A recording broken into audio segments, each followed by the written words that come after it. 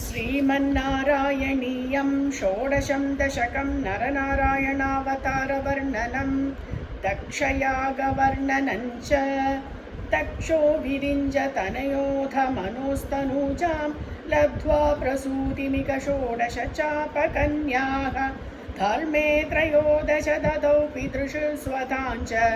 स्वाहां हवर्भुजि सतीं गिरिशे त्वदंशे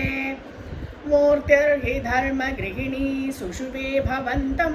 नारायणं नरसखं महितानुभावं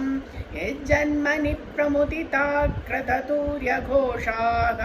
पुष्पोत्करान् प्रववृषुर्नुनुगुः सुरौघाः दैत्यं सहस्रकवचं कवचैः परीतं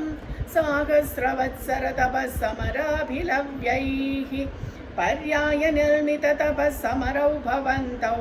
शिष्टैककङ्कटममुन्यगतां सलीलम्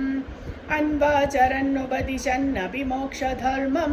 त्वां भ्रातृमान्वतरिकाश्रममध्यवात्सीः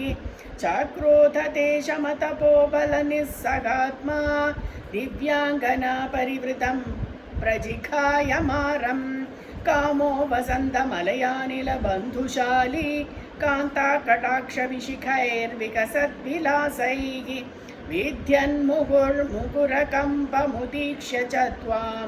पीतस्त्वयाध जगते मृदुहासभाजा भीत्यालमङ्गज वसन्तसुराङ्गनावः मन्मानसन्द्विगजुषध्वमिति ब्रुवाणः त्वौ विस्मयेन परितस्तु वदामदैषां प्रादर्शयस्व परिचारक कातराक्षीः सम्मोहनाय मिलिता मदनादयस्ते त्वद्दासिका परिमलैः किल मोहमापुः दत्तान् त्वया च जगृहुस्त्रपयैव सर्वस्वर्वासि गर्वशमनीन् पुनरुर्वशीं तां दृष्ट्वोर्वशीं तव कथाञ्च निशम्य शक्रः पर्याकुलो जनिभवन्महिमावमर्षात् एवं प्रशान्तरमणीयतरावतारात् त्वत्तोधितो वरदकृष्णतनुस्त्वमेव दक्षस्तु धातुरतिलालनया रजोऽन्तः नात्यादृतस्त्वयि च कष्टमशान्तिरासीत्